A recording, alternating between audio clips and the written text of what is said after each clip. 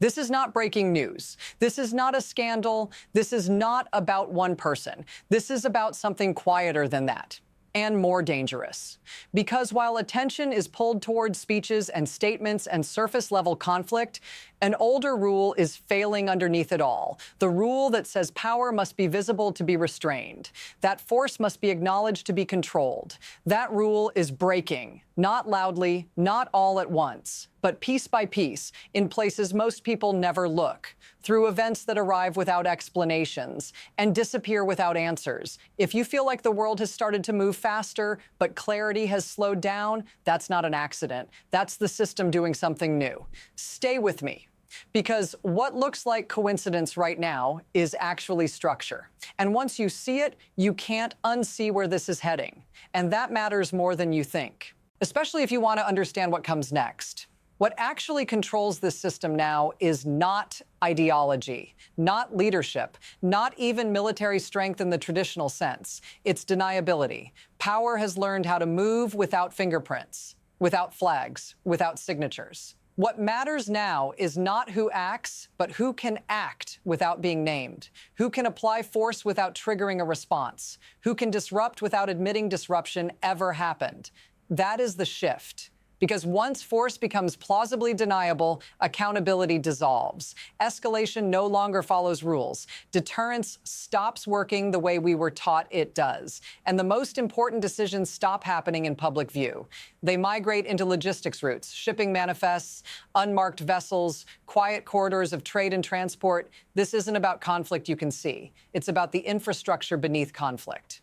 And what happens when that infrastructure becomes a battlefield? That's where this story actually begins. And it's already been moving for longer than most people realize. For a long time, this system worked because it moved slowly. Before, supply chains were boring, predictable, audited, visible enough to discourage interference. Now, they aren't. What changed wasn't one decision or one crisis. It was normalization. Weapons started moving the way consumer goods move, through civilian routes, on commercial ships, inside paperwork designed to hide more than it reveals. Before, logistics were the background. Now, they're the front line. And the danger is not that this happened suddenly. It's that it happened quietly. So quietly that most people never notice the rules changing. Because slow change feels safe. It doesn't trigger alarms. It doesn't demand attention until the moment it does.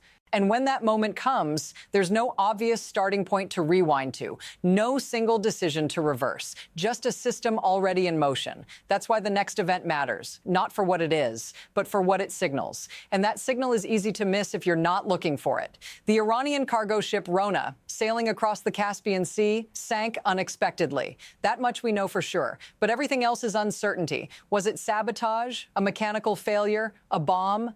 What we do know is that this ship has been used repeatedly for one thing, moving weapons, secretly from Iran to Russia. What kind of weapons? Drones, lethal ones, the kind you don't want visible in the open.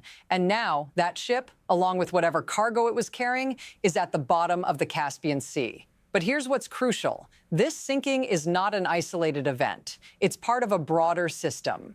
A system where plausible deniability allows dangerous things to happen without explanation, without accountability. The Rona is just the latest casualty in a shadow war. And as this unfolds, the question isn't who did it.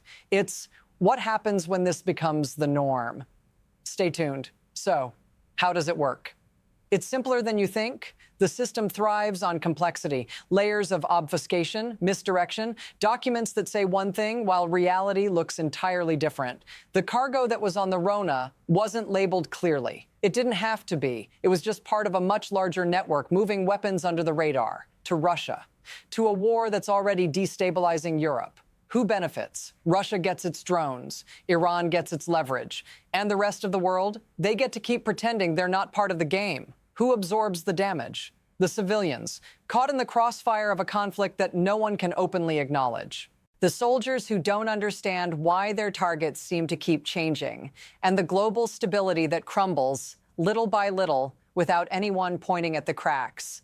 The system that allows this kind of operation is the same one that lets wars unfold in the shadows, in places like the Caspian Sea, without anyone in the international community lifting a finger. It's a system that thrives on silence. And the problem is, we're starting to see it more clearly. But the question remains, how long can it keep working without exploding? The Rona's sinking was unexpected, but there's something even more unsettling. This isn't the first time this has happened. Remember the Russian ship, the Ursa Major, that sank in December of 2024? It was carrying undeclared nuclear reactor parts. Parts that, according to investigators, were headed to North Korea. And the Ursa Major didn't sink because of a mechanical failure. No, it was hit by a torpedo. A deniable strike from an unknown source that left the ship to sink off the Spanish coast. And now the Rona joins the list, sinking in the Caspian Sea under mysterious circumstances with a similar cargo, weapons bound for Russia. But here's the catch. There's no proof, just speculation. A ship sinks, cargo disappears, and no one can confirm anything. This is the danger. When the system becomes so opaque, so hidden beneath layers of plausible deniability, nothing can be proven. No one has to take responsibility. It's not just one ship. It's a pattern, a system that could escalate without anyone noticing until it's too late. And that brings us to the real question. What happens when the next ship sinks? Think about this for a moment. You're sitting there watching the news. Maybe it's a headline. Maybe it's a brief mention in passing. An Iranian ship has sunk, a Russian connection, weapons cargo gone. And you feel the weight of it in that quiet moment. But then life moves on. The news cycle shifts. And you're left with that feeling in your stomach. This is more than a sinking ship. What you don't see is the ripple effect. The people who are caught in the crossfire, the families who never hear the full story, the soldiers who march into wars they don't fully understand, and the civilians, the innocent ones, who live with the fallout of decisions made in the shadows. You might not think it affects you directly, but the truth is, it does. Because the more we let these incidents pass without asking the hard questions, the closer we get to a world where this is the norm. You might feel powerless, but you're not. You can make a difference just by staying aware, because the next time this happens, it might be your world, your country, caught up in the consequences. Think about that, and think about where this might all be heading. This is no longer just a local issue. As these covert operations spill out into the open, the consequences start to ripple beyond the borders of one country, one region. The Rona sinks in the Caspian Sea, and the ripple spreads to Moscow, Tehran, Washington, and even Pyongyang. Countries that may never directly face each other in battle, but who are all tied together by these shadow operations. And this isn't a one-off, not a coincidence. What happens here in these hidden corners of the world doesn't stay hidden. We're seeing echoes of this in North Korea, where nuclear reactor parts are moving in and out on routes designed to be invisible. We see it in Ukraine, where drones made in Iran are being used to fight against Russian forces. What happens in one part of the world doesn't stay in one part of the world anymore. These events, these ship sinkings, are signals. Signals that tell us the international system we once knew is breaking down. And now the question isn't just about Iran or Russia. It's about how much further this system can spread. How many more covert operations can happen before the entire world is caught in the fallout? Stay aware, because the next step is already in motion. So what happens next? There are three possible paths. First, adjustment. The system recalibrates. New rules are established, even if they're never made official. Nations find new ways to control the flow of information. New networks emerge, operating under the radar, but more tightly managed. Second, erosion.